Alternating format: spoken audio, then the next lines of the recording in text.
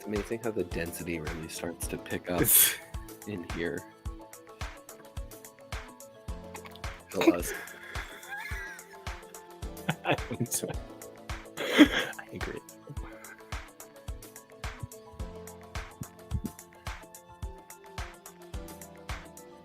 I've made my decision.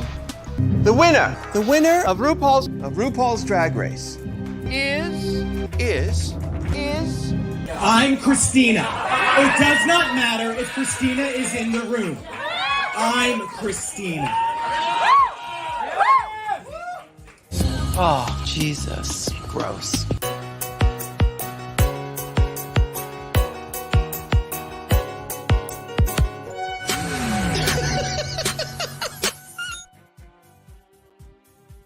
Dream of a lifetime. Thorgy calling me gross. Oh, amazing.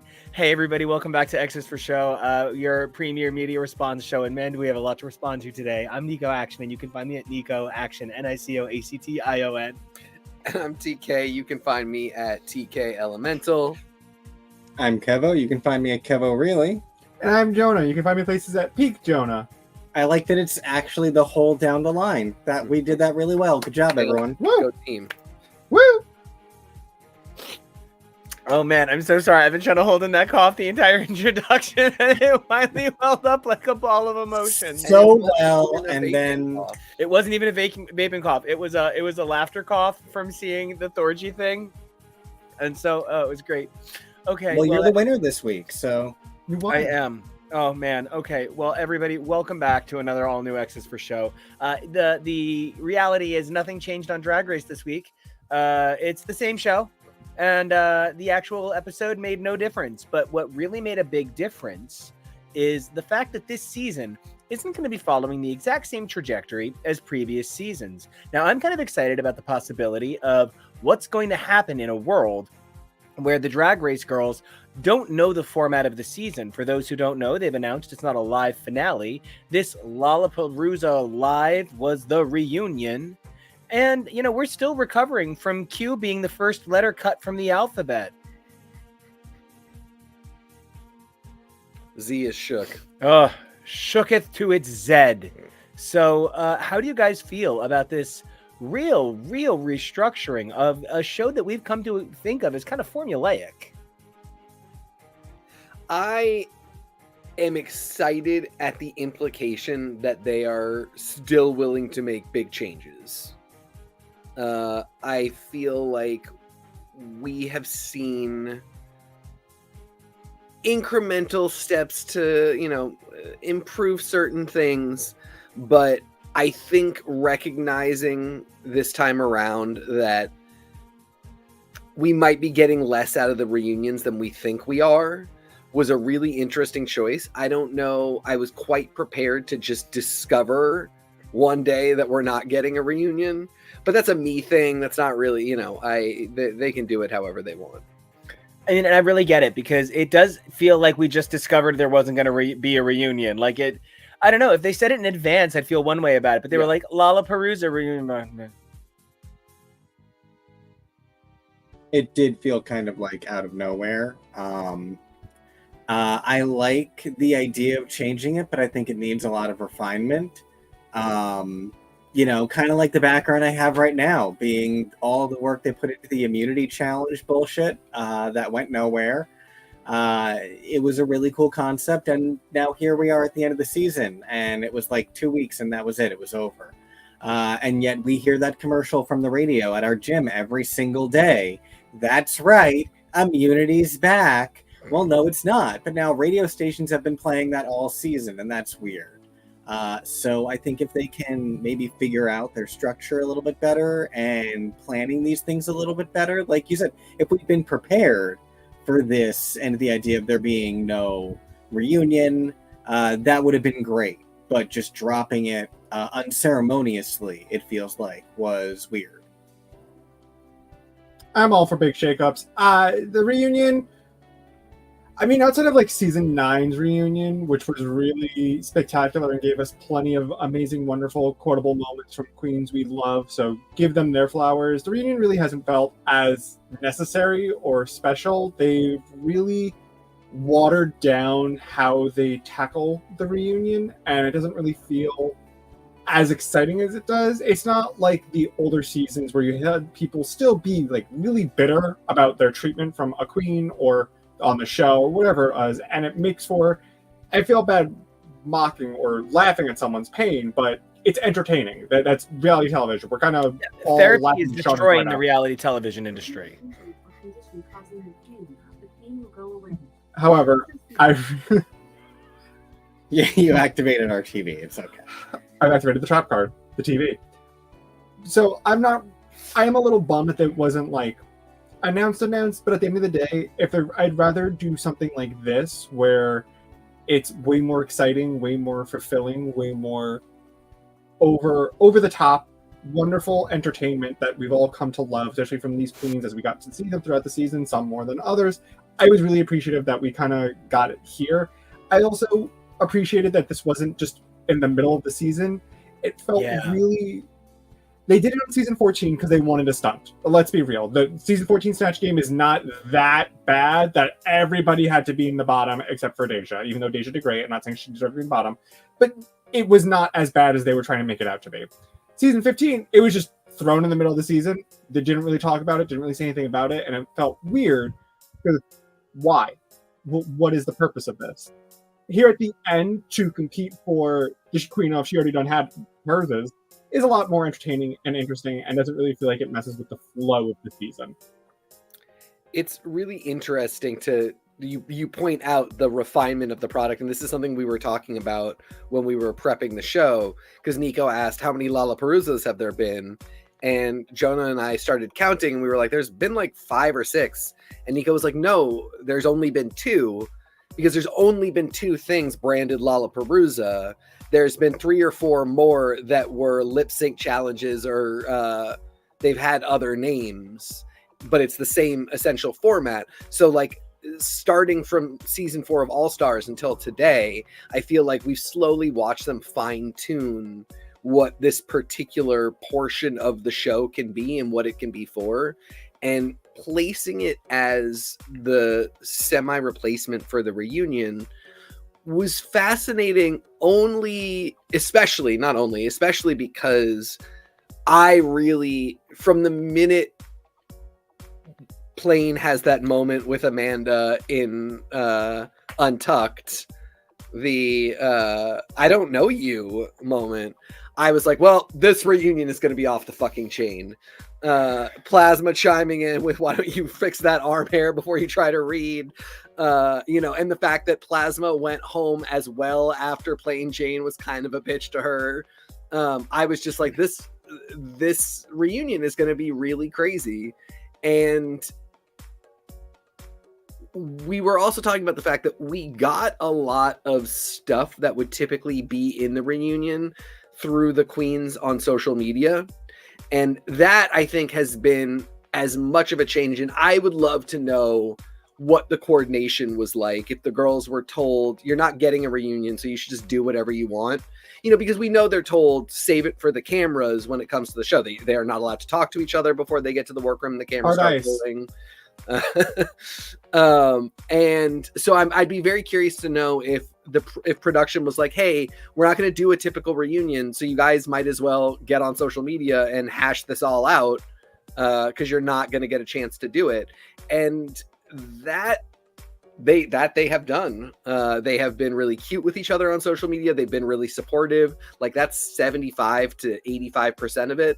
And then 15% is a little bit reading, is a little bit hashing out those moments. It's a little bit Amanda getting on there and talking about how this wasn't so pleasant. They're talking at the Roscoe's viewing party. Maybe all this stuff has just replaced what the reunion used to do because the culture around the show has shifted.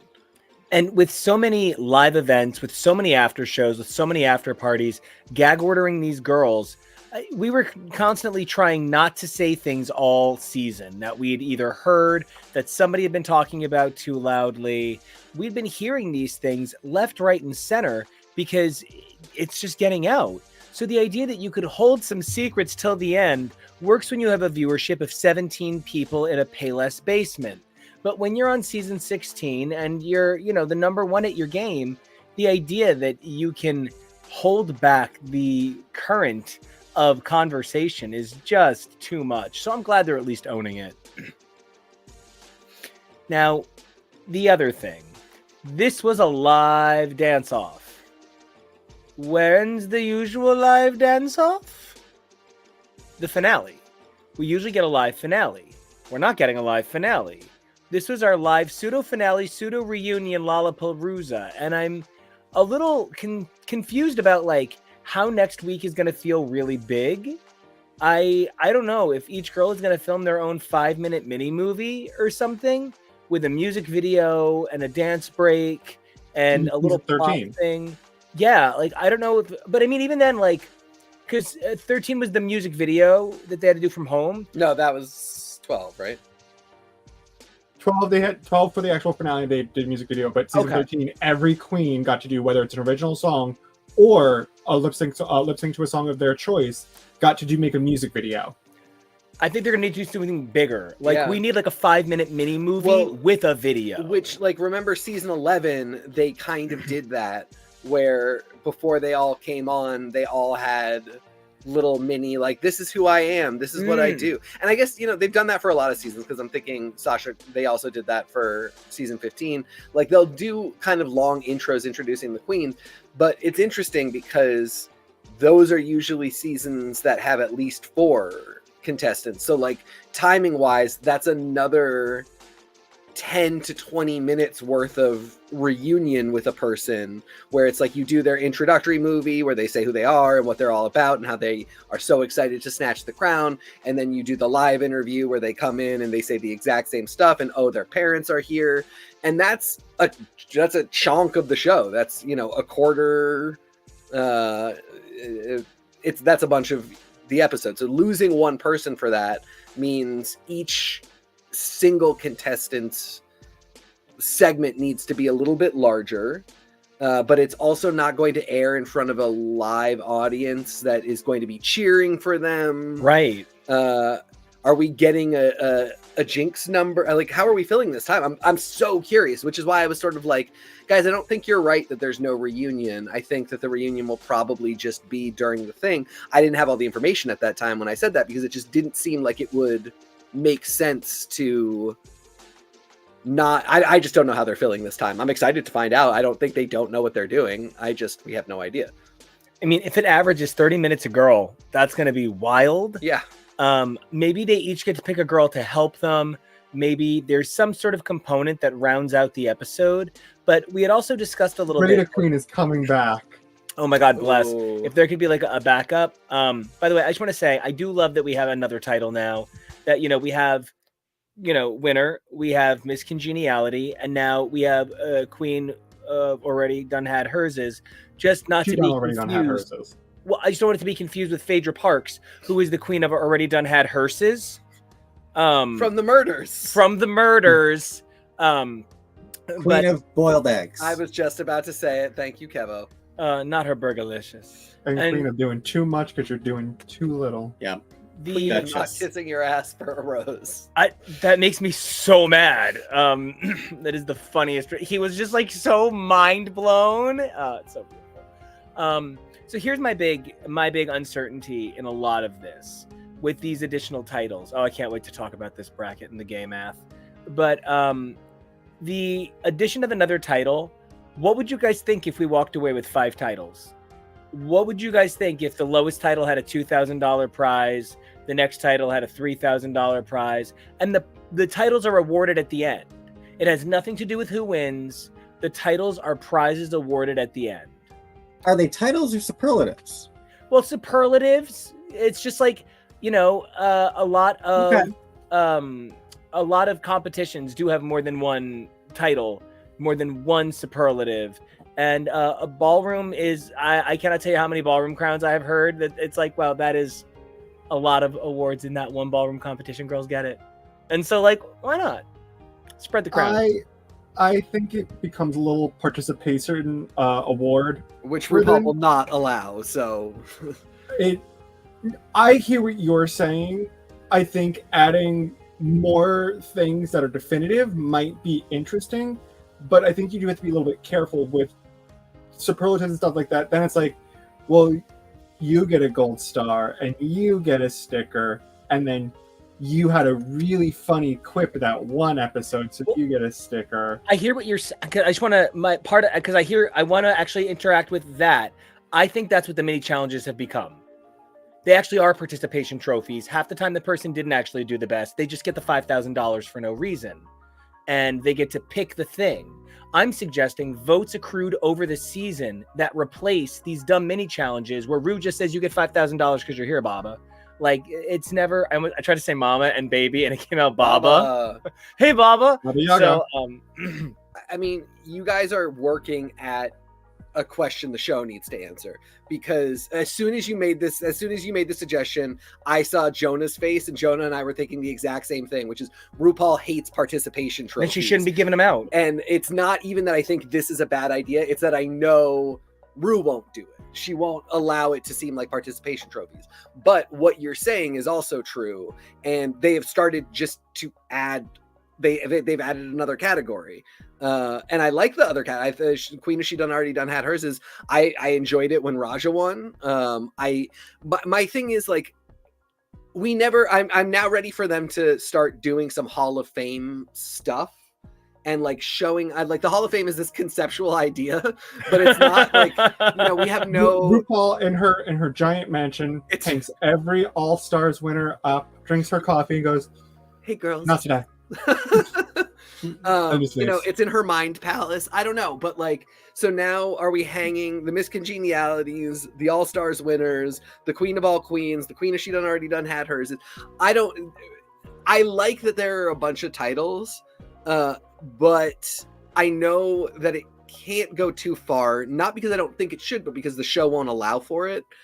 At the same time, we are starting to get to a place of, if this is a competition, the juiciest part of which for a lot of people is the prize money at the end and what that can do for your career. If you're sweeping on challenges, I mean, if you win 4 or 5 challenges, you made as much as Bibi Zahara Benet did. Saphira already has like beaucoup de dollars. Yeah, Jane, you're making some solid money to take home with you and get some good drag and fuck around a little bit. So it's not exactly the same, but I still just think about Ginger Minge winning $50K from winning 2 lip syncs where she literally won half of the total prize. Yeah. And she was thankfully a runner-up, but still. Yeah. That's what I mean by the participation trophies are already flowing. Yeah. Because as I can't wait to break into, we literally play a game about bracket math on this channel. And between us, there are some math-based degrees. And so we're like a season of Drag Race. There are so many secret engineers and mathematicians on this show that I am befuddled, bedraggled, and bewitched. The girl group, not the TV show, because it's too modern, man. However they came up with this bracket math, I am behoomed, because the idea that they just passed Morphine through, she could have done it. She could have beat anybody. She could have slain.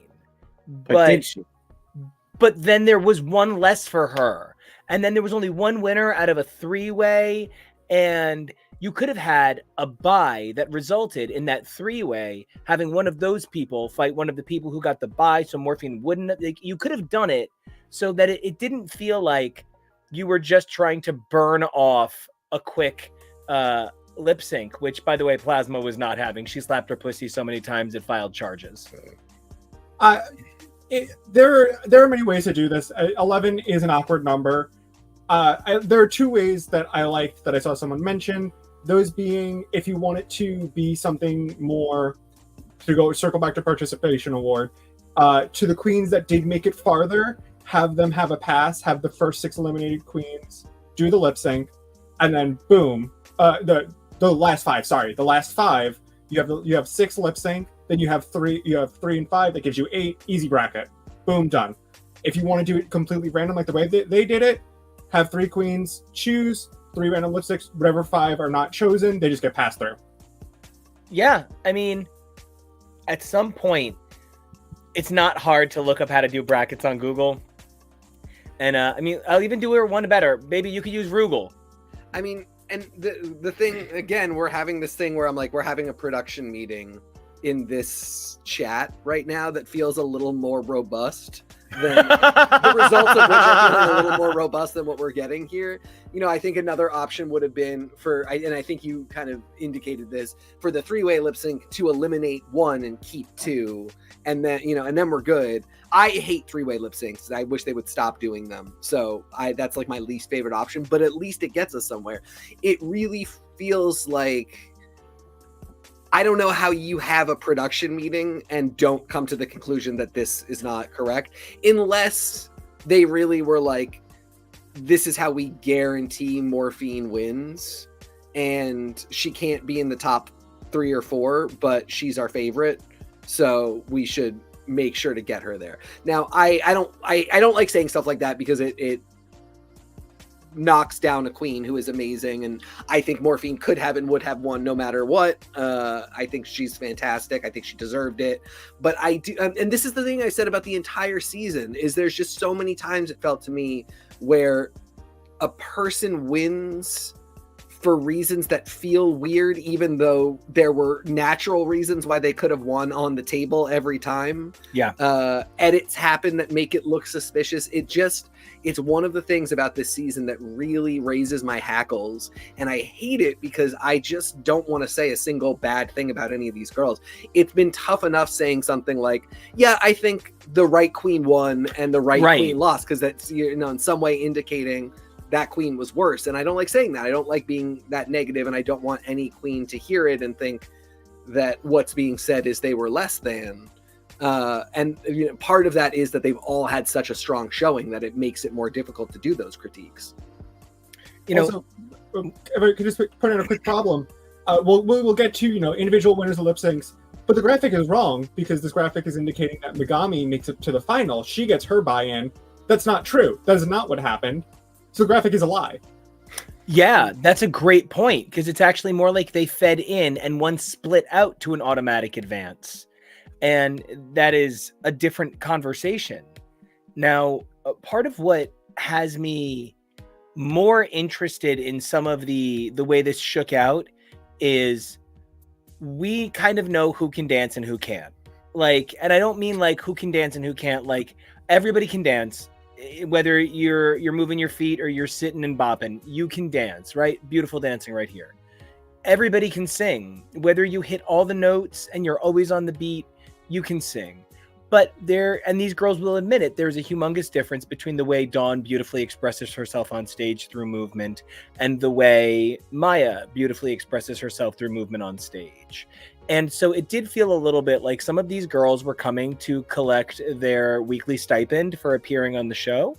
And I think that is really worth it for the IMDb credit. But I did think that the best use of these girls in many cases was having them be the actual commentary. The judges barely spoke. We got so much more from Jane, Saphira, and Nymphia being joined by an incredible cavalcade of the best of the season who just happened to be eliminated first. And that was something I really loved about this reunion. The girls talked about each other as they were on stage and came in. It wasn't asking them to initiate drama. It was seeing them be a family. And there was something about that at least this fed that notion. I get where you're absolutely. Go ahead. Oh, no, that was it. I get where you're coming from. That was one of the things that I was like, okay, I like this sort of spin on the reunion where they're reunited just for a fun family outing, for a barbecue and a party. I will say it was weird to announce judges to cut to judges, and I don't know. I feel, I was saying earlier, they're refining this idea. They're refining this product. And I don't think they're done. I think they'll probably do another one of these, but I do think they have to go and examine what was Michelle doing there? What was T.S.? Was T.S. Madison just there for people to get screen caps of her and post them on Twitter? Because I've seen a lot of that, but I don't recall seeing a lot on the show. Maddie, who I love very much. And I get, there's a time crunch. They've got to do all these songs. Like stopping and judging each one might have been a little difficult. Maybe stopping at the end of each round for a little judgment could have been fun. Commentary, I don't know. But I agree on the flip side that seeing them all backstage and seeing them be sweet and funny and a couple times a little cunty, I really appreciated that they did immediately have Amanda say, am I excited to see Jane? No, but that's just because I'm a bitter bitch. And like it immediately set the tone that we're shifting up how we address stuff. Rather than in previous seasons where it would have been like, and I've got something to say, we're going to hash it out. It immediately just undercut it and was like, yeah, I mean, like, did something happen? Yes, you all know about it, but are we treating it like we have to yell at each other? No, we're just going to laugh. I'm really glad that we can all laugh at Tsunami's out. Oh, that not it? No, we can. Oh, okay. I don't know what Tsunami was wearing. I think she skinned a Pokemon and then reskinned it after she scanned it into the mod. I cannot figure out for the goddamn life of me what sort of Victorian pirate thing she's wearing, but what I will say is goddamn does she look good in it. Is this when you go to one of those apps online and you put in 2 Pokemon and it creates a fusion? Is this Mr. Mime and Jinx? I can see it. The pantaloons alone. The pantaloons. But the thing about Tsunami is she is the total package. She is fashion. She is funny. She is adorable. She's a great dancer. An episode like this, which is essentially Glee the movie, isn't going to have room for all the best segments from Sugar Mozzarella Pizza Face and Sugar Mata.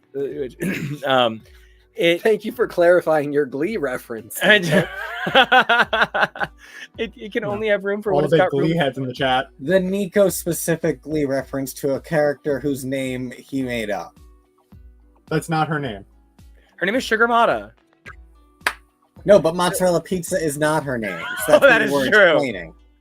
I, at the end of the day, really think that this did not have the best room for somebody like Plasma, who I think made a better splash in some of the talking heads than she got a chance to do on stage. And some of that has to do with the matchups. It has to do with the songs in the first place. It has to do with how your style might be determined. For a season that had a number of pretty obvious theatrical girls and theater girls, I didn't see a whole lot of theater music on that list, even though we've done plenty of theater in, Lip Sync for Your Life. So I did think that this was not maybe the best showcase for some of these girls, but then look at us still talking about Tsunami's outfit. Terrible or not, we're talking about it. And that happens, I think. The thing about, there have been very few big theatrical songs. If you want to look at the Broadway list, it's very small on, that's across all franchises of Drag Race of what they wanted to. I think actually there's been more Broadway songs, or at least West End over on UK, than we have had in the US. Doing like Memory and yeah, they've had iconic ones. Well, but I'm counting MacArthur Park, which is humongously theatrical. It's literally a detailed story of a park melting with a plot, and you literally have to sell the insanity. It's a character. It's theater. That's an interesting one, though, because that is a disco remix. That's like a very famous gay disco remix that neither of those girls did the way you're talking about. I mean, Delta kind of did. I don't know. Manila really... Even if you do a really bad job doing Memories from Cats, it's still a theatrical song you just missed the theater of. Well, and, I'm also thinking this isn't a Broadway song, but Manila and Monet doing Come Rain or Come Shine. That was Naomi. Sorry, thank you. And Monet. Thank you. That's a moment of like a song that really not everybody could do. That takes a really specific talent to access, and I was bummed that there wasn't a song or two like that. Yeah, like, even if the person didn't get it, to know that like there was a Dawn. So I don't know. It's all coming back to me now. Oh, that's actually a great example. They just did that one on season 15. But I mean, like, that's an example of one that is theatrical without necessarily being from a musical. Yeah. Also, anything from Anne Juliet. anything from Once Upon a Baby One More Time, anything from any of these adaptations of like Priscilla or Sister Act, any of these shows that use pop music in Broadway style arrangements. Moulin Rouge. Moulin Rouge. My only explanation is they might have wanted to play a little safe in regards to the songs that they chose that give a really good show. Not that those songs can't. Safe is always so entertaining.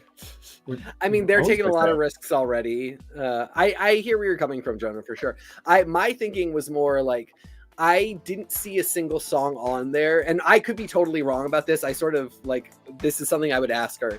I didn't see a single song on there that I felt Dawn would choose if Dawn was doing a Dawn show.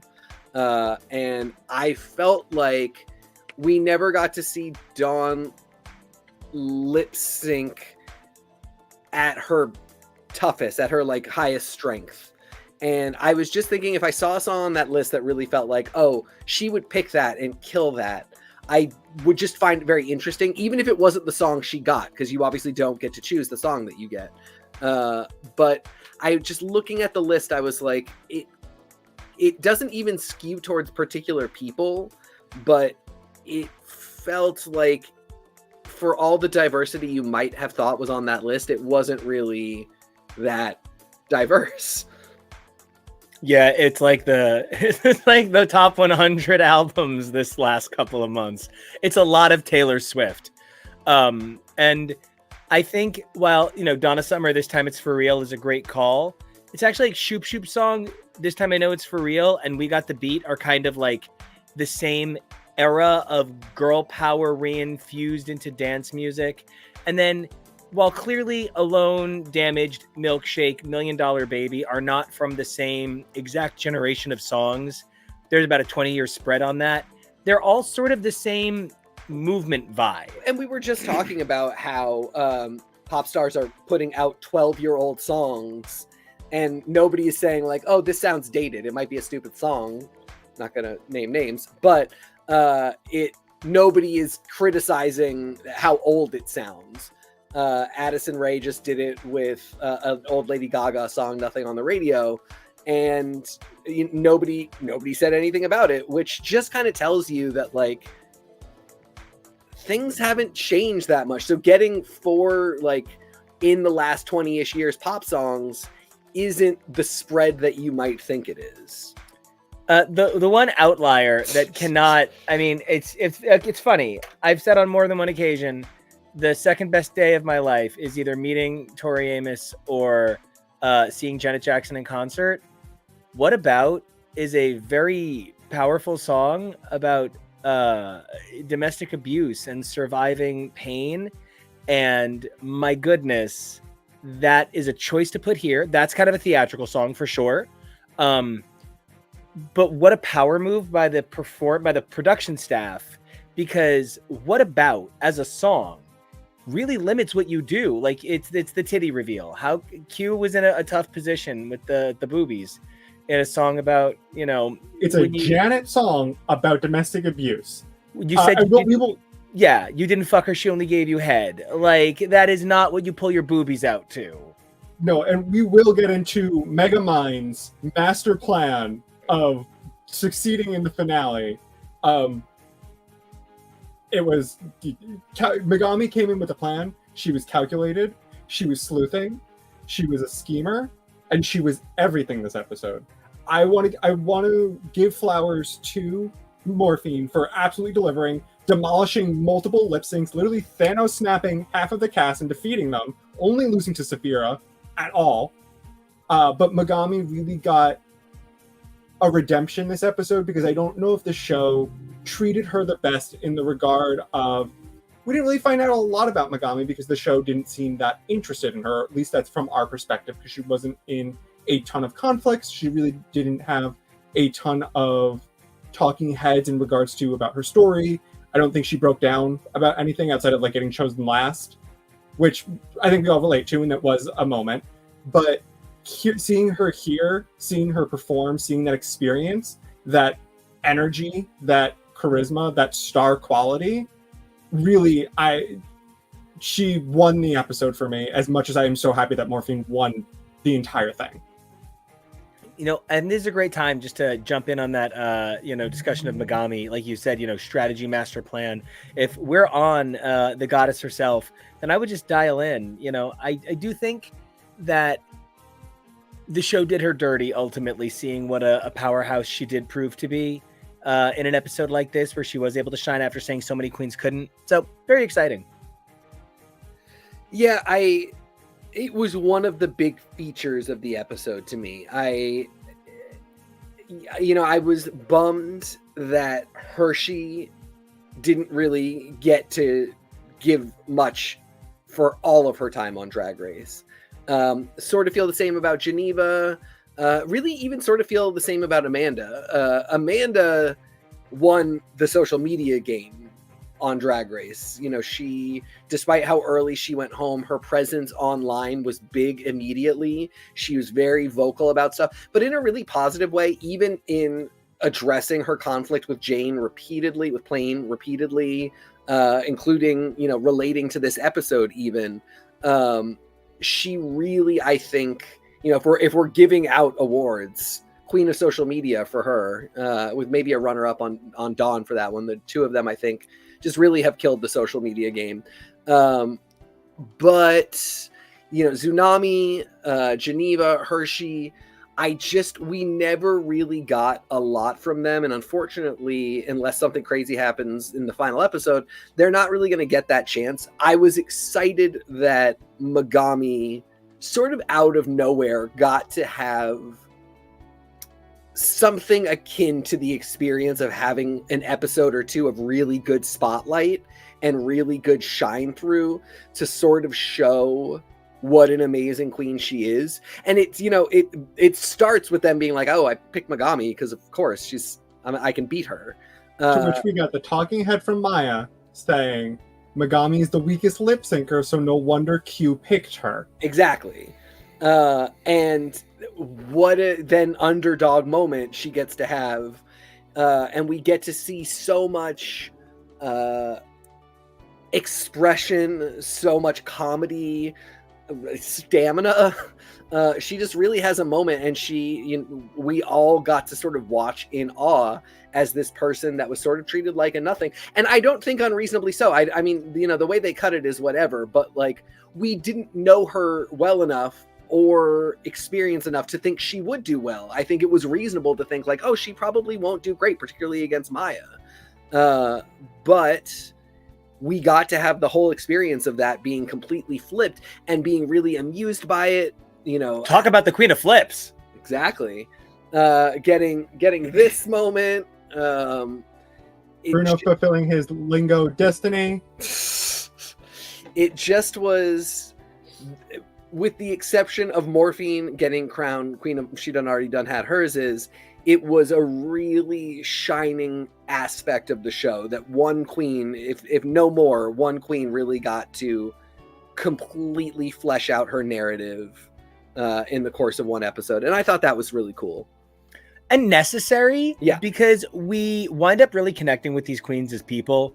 And not to jump tracks or anything, but I might have just spent this weekend being super supported by all of these wonderful folks right here on camera, playing with some people who may be friends with Megami or whatever. Well, and where were you? I was performing at Come On Everybody in BK with the Straight to DVD Productions crew. And how does that relate to Megami? Well, she performed with Straight to DVD Productions, and now look where she is. That's right. I'm saying my cute little drag king self is probably the next winner of RuPaul's Drag Race. I'm kidding. What I am saying is you have the delusion down pat. Oh, girl, do I ever? I'm Nico Delulu. My drag mother is Lucy LaDuca. It's very excellent. Except in Brooklyn, where she's Lucy DeLuca. But so we were just in Brooklyn, and I got to perform with this unbelievable cast: Sherry Poppins, Christ Almighty, Lindsay Blohan, and DJ 10 Yards, aka 10 Yards Clothing. Do an unbelievable job holding this show down. I got to perform with legends like S. Slaughter, the unbelievable West Coast sensation, Cordelia specifically, the House of X launching, suddenly Audrey. I'm just so excited about everybody. And then me down at the bottom, Nico Action. Hey, what's up? There's like videos of it online if you want to check it out or whatever. We'll definitely have them up It was here. in our Hey, intro. yeah, in the That's right, we intro. have Christina in the house with us. Yeah, I am Christina, and you guys can actually see some videos of me blowing out some high notes online. What's the name of the next episode of Straight to DVD? Ma'am, we'd like to have... Ma'am, could you hold on for a second or something like that? I don't remember, unfortunately, but this one was We Like a Word, and we just had such an amazing time. And the unbelievable energy of this place. You can really see how somebody like Megami was able to launch a career that winds up on Drag Race. You can really see how this is a group of people that harvest and cultivate talent. It was an unbelievable crew, and we're going to have more from all of these people. We'll make it real easy to follow them, and hopefully me in some more crazy drag king performances. It was a lot of fun, and I can't wait to do it again. Told some jokes, was a little dirty, sang a little bit, made some mean remarks about people. It was a great time. So and I can't wait to do it again. Everybody there was incredible, and I couldn't have done it without these guys. And it was really wonderful. Really wonderful. And so thank you all so much for making my debut so good. And that's the thing, it was the debut, so you guys got to check out the next billion, because you missed the first one, and I would hate to be the person that missed all of them, So anyway, until I'm up on this stage, let's talk about these amazing girls and their amazing new stage.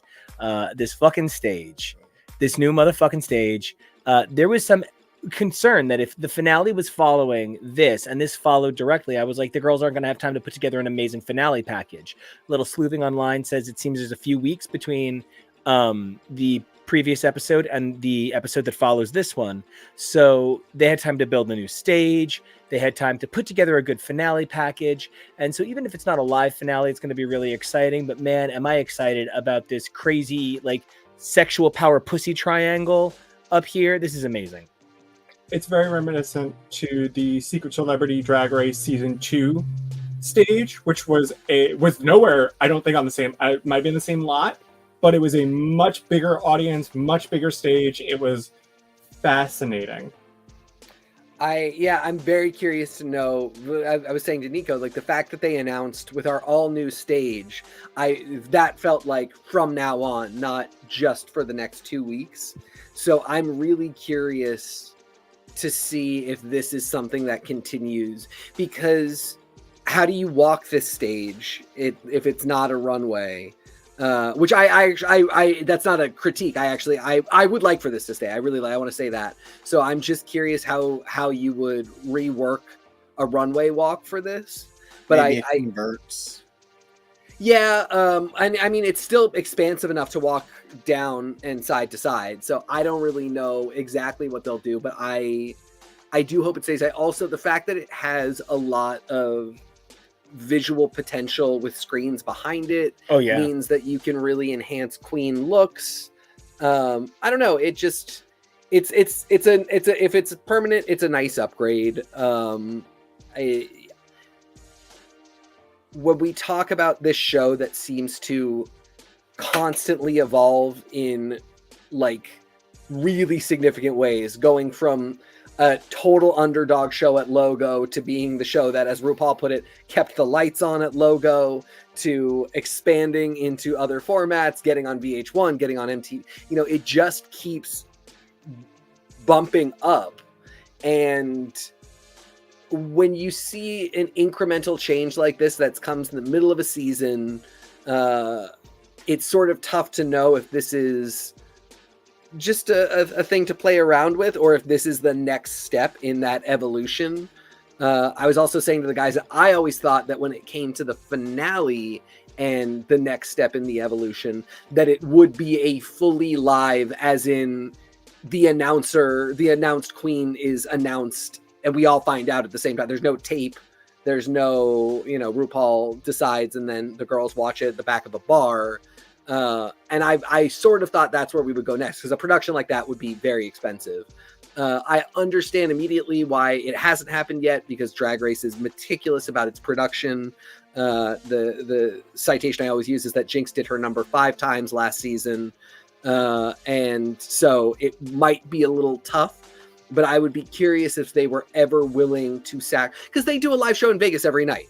It would take some real everybody being on their game, but I do think they could do it. I do think it would be worth the money, and I think if I have any concerns right now, it is that this very tight-lipped, no live audience in the studio, smaller cast finale feels a bit like a muting of the kind of expansiveness of Drag Race rather than a next step. I really see it. And I think part of what we need to see then is how this plays out next week. Yeah. But part of what's crazy is these girls won't be there. So I want to make sure everybody gets a chance to talk about these queens and this unbelievable episode.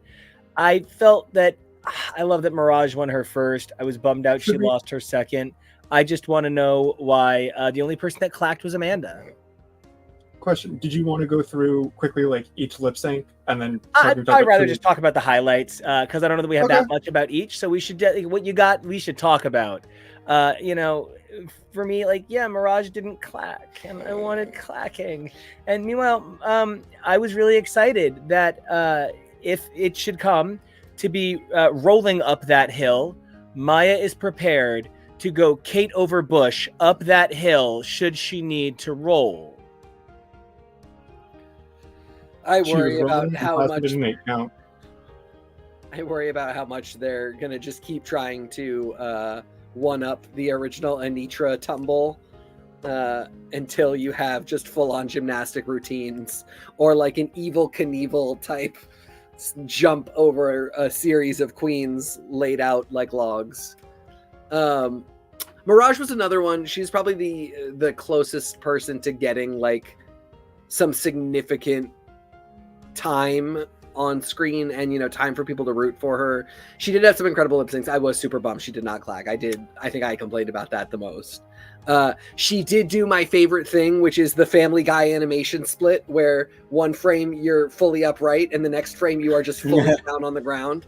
Her and Anitra, absolute queens of just being on the ground. They're just there. I was here and now I'm there. Shout out to Geneva for the OSHA safe and approved death drop. Yeah, and we got one from Morphine too. Why fuck up your back? Why shatter your growth plate like Shangela? And couldn't she have used a little more growing? That's why. So I do want to point out that one of the odder things was I didn't think anybody came in dancing outfits. I thought everybody came in like either like leotard showy stuff, like showgirl stuff, but nobody came like in dancing outfits. And like we've seen girls have like really nice like dance number pieces.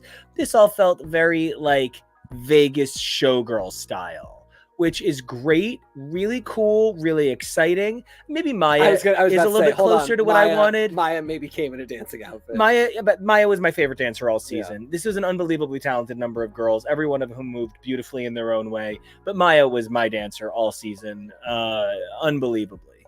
So the Nude Illusion bodysuit with on-brand accoutrement and flourishes that we got from Mirage and Morphine, I think that's always an interesting. Like, I think Q really came in a dress to impress dancing outfit. Unfortunately, she did not get to spend that much time in it, but people had reveals. I don't know. It was. Oh my God, she did a boob reveal at the end of a Janet Jackson song. Yeah, you pointed. Did you? When we talked about it, you mentioned. I thought you got bold. Not what it means for Janet Jackson in terms of history. I wasn't thinking about Tittygate. I was thinking about the fact that exposing your breast sexually at the end of a song about somebody grabbing at your breast against your will is really confusing visually. Yeah. But I'm saying this is Janet Jackson, the woman whose titty was shown on during the NFL. The two things. Was that not part of what the song was written about? What About is way before that. Is it? What About that? What About is about being like abused as she was a young woman. What About is from 1998, and Nipplegate is from 2004. Yeah. So What About is actually like about a man who's like, no, I'm going to make you the happiest woman, but every time you piss me off, I'm going to punish you. Is it Velvet Rope? Yeah, it's Velvet Oh Rope. my gosh. Okay. And so I didn't realize the number of ways wow, what a power play. Yeah. What a way to put Q in a position where that's the A as well, isn't it? Yeah, I don't know. I mean, I don't know how one properly play. I was also like the whole time I was wondering if they would change looks when they went backstage. That's what when I talk about like this concept will still get refined. This will be the type of thing where more people come with like reveals. You know, both Mirage and Morphine had a tearaway. And Morphine had the dual wig, which was phenomenal. But I feel like this is going to start a new wave of rose petal tech. Hopefully no more ASPCA challenging. The first person who rides out a dead horse. Yeah, we're gonna have some. Well, don't beat it. You know, a fleet of squirrels doing gymnastics. I don't know. I'm just spitballing ideas here, but Monkey Joe, no. I hear she's gonna be great next season. Dream. Okay. Also, while we're here, while they're all up on stage, yes, I think I want to take a moment to say there is something so interesting about what the girls chose to represent in these moments. Amanda is here showing power. Dawn is here showing kind of like inner self. I think Geneva and Hershey and Megami are here very much representing their looks. It's only almost like Plain Jane, Nymphia, and Saphira were maybe told, guys, be baller or nothing. And I wonder how fair that was. Well, they had nothing else to do this episode, so they kind of had to look like the reigning queens because they were just going to sit here. Your Honor, they unfortunately ate them. Yeah. That was another weird thing. Another thing that I would tweak. I get why I liked having them backstage, and I get that they sort of, if they're going to be there, they kind of have to serve a look. But there was something so weird about the fact that they come out, they're like, hey, and then they are just backstage doing nothing for the rest of the episode. I don't know, man. It's not that there's anything bad about it. It's just, I feel like there's got to be something more and or a little different we can do with it to make the appearance of the final three a little more worthwhile. I don't know what the right words are here. It's just something's not quite ringing right about it for me. And I feel like it's because it's sort of like they're each being told to represent their narrative in a way. I see Nymphia saying, this is my culture and I'm here to share it with you and show you how not only is it beautiful, but it's fucking fabulous. And if you didn't know my culture was fabulous, that's your problem. And I'm going to show you why. And then Saphira is here being classic elegance and being beautiful and being stunning. And then there's Plain Jane with her thinking all eyes are on her. And so it's really their narratives. Yeah. I mean, they're all great conceptual looks. Really. I maybe think that Plain Jane's is basically another bodysuit. Yes. But that's for another day. If Bianca Del Rio's her way to this crown, that's just how it happened. Same bodysuit, still won. I just want to be clear with you that in my heart, Saphira is going to lift that hat and the crown is already under there. I think you could be. Also, just like I know it's partially the lighting, the photo, the monitor, but that hat looks Vanta black and like she could just suck the stars in. I would love that. That would be such a look. You know, truly, Saphira is great. It's her Hammerspace hat. Exactly, yeah, that's exactly what I'm saying. I will say, had heard some lovely chants of Team Saphira last night, and really made me quite happy. Also heard a shout for Team Nymphia, which I I just loved celebrating with a crowd. And I do think something that I kind of never thought of before, and it's something where Burger Finger is still funny, but I've been to almost no drag shows where a drag queen didn't eat something. In part because I've been to a number of drag brunches, but food is actually a huge staple of drag performances and food culture in a lot of ways. And like, it's really interesting that then that's something that Plain brought to the table Like, this is brunch culture. This is like, eating hamburger Marys, even like, even though she has a reason for it and it's different. It's kind of interesting the way that Jane is representing a kind of culture as well. And I guess I hadn't even thought about how she's been the same bitch all the way through. And that was a comment I made to these guys. I'm actually a little bit out of stuff to say on this episode. I had such a great time watching it with you guys, and please everybody sound off. But one of the things I did notice this episode was these final three, I know exactly who they are. I feel like I mostly know who Q is. I feel like there were places where the pain of the competition caused her to waver in who she was. Dawn is the other person that I think was unquestionably the exact same person every single episode. Yeah. And for me, that is a superlative unto itself. Getting lost when you have a bad day, that's nothing to be ashamed of. And it's not a bad thing. And I'm not judging anything. Because Q, honey, I've had the same bad day. I just haven't had to have it in front of 17 million people. So I completely get where you're coming from. I just think it's interesting that even when Dawn seemed to be having a moment, she never had a moment of question of self. And I love this season. And I'm going to miss every one of these amazing girls. Every one of them, even in their own way, because as my mom likes to say, everybody serves an example, even if it's just the bad example. So there's nobody I'll miss from this. There's nobody I won't miss from this season in any capacity. Like, there is something good in everyone. I also just want to shout out Plain Jane for always representing Boston mean culture.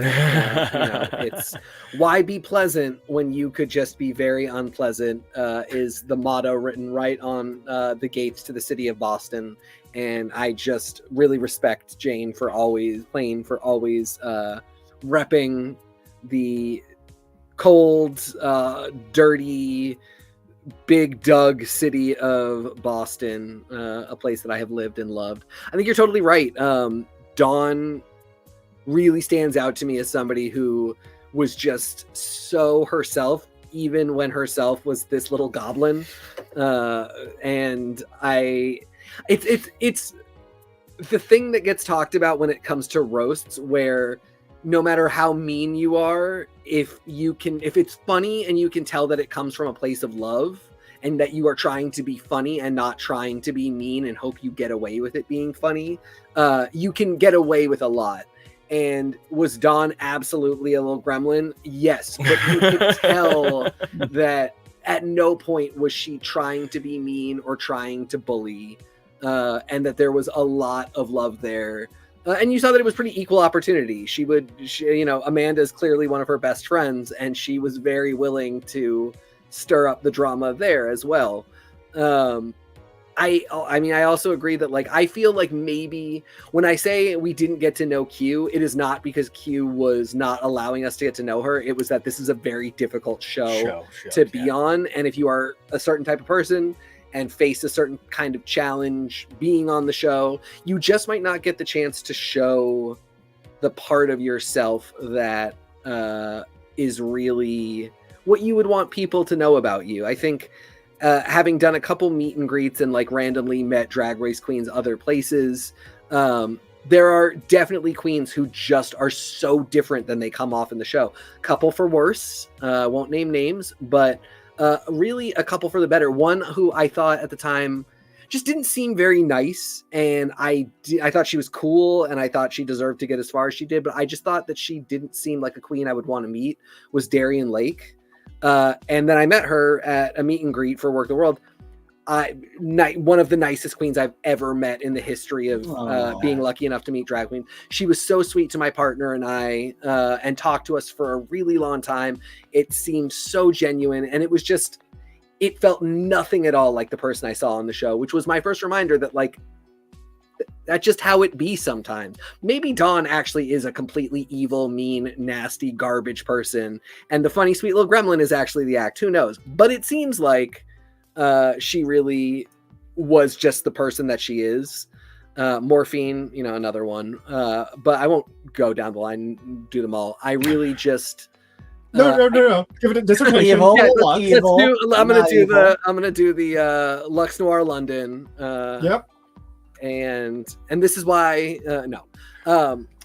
So yeah, I don't know. I like Nico. I maybe have run out of stuff to say about the show itself, but I'm totally noodling around all of the changes that are happening and really excited to see what comes next. And then the biggest thing, I guess it's happening next week. We're going to get the announcement of All Stars 9, I think. Maybe. It does. I've got a few little tracker things that are saying, I want to say May 14th or May 7th. It's supposed to start. I don't know. It should be relatively soon if they have an announcement. To your point, and I would love to talk about Dawn for just a second, because something she tweeted, and whether this message gets out to queens, prospecting queens, I hope it does. Dawn was in her feelings and feeling sensitive about her lip syncing ability, and something that she was talking about that she's really tried to work on really hard since coming back from the show. And to that, I want to say kudos, mama, for dancing, for lip syncing. It takes a lot of dedication. Lip syncing, dancing just in general, performing on stage already is a very difficult thing. And lip syncing already is a very specific kind of skill, because it's not always just about movement. It's about delivery. It's about emoting. It's about so many different things outside of just being able to dance. However, I guess I feel bad for Dawn in the regard that you're going on a show that tests this skill, and you might not feel the most confident in that skill.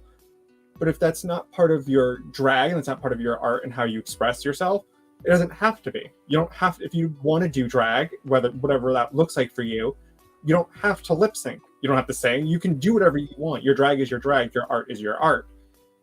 I just hope queens going forward never feel bad that they're not the best lip syncer. It's something that the show asks for, and that's fine. It's a skill. But if it's not part of your repertoire, and it's not something you are particularly interested in, it doesn't make you any less of a drag queen, drag artist, drag royalty, whatever you want to do. And I hope that's more of a message that gets spread of you don't have to do that. That's what a lot of queens used to have to do, but you don't have to. I love to sing. I don't lip sync well. It's literally lip sync, not lip sing. It's not just moving your mouth. It's syncing up with the lyrics and the feeling. Mm-hmm. It's so much more than lip singing. It's lip syncing. And if you don't have that skill, there's nothing wrong with you. You're still beautiful. That's just not your act. Yeah. And what I will say that Dawn did is she never seemed unprepared for her lip syncs. Clearly it's not where her heart is. And that's fine.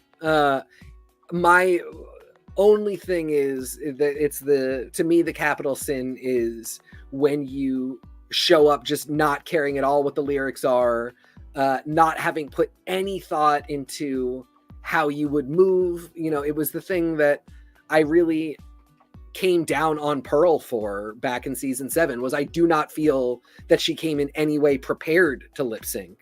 And whether that was because she thought she would do really well or because it wasn't part of her act, you can be bad in show preparation.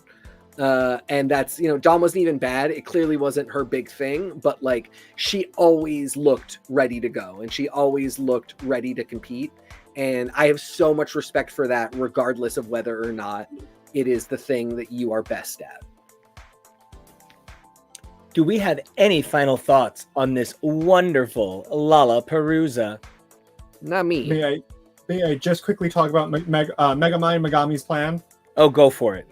Megami, her first lip sync against Q, she knew Q had the titty reveal and knew, all right, let me pick Janet. She's not going to do it during the song because it's disrespectful. Boom, lip sync down. Second lip sync. She knew she's done that Cher song before. She knows how to make it campy. She knows how to work it. Easy enough. Boom, lip sync down. Third lip sync. Megami talked about this. Maya hates that Go-Go song. She does not like it at all. And you can kind of tell a little bit in Maya's face. It wasn't the most emotive. She still looked great. She was still lip syncing. She hit a lot of the beats. But so there's a very, very slight disconnect where Megami was really just hamming and camping it up. And she knew that if she got to Morphine, she had to pull out a stunt. And I feel so silly not grabbing a picture of it. Little hand puppet, her doing Ubi.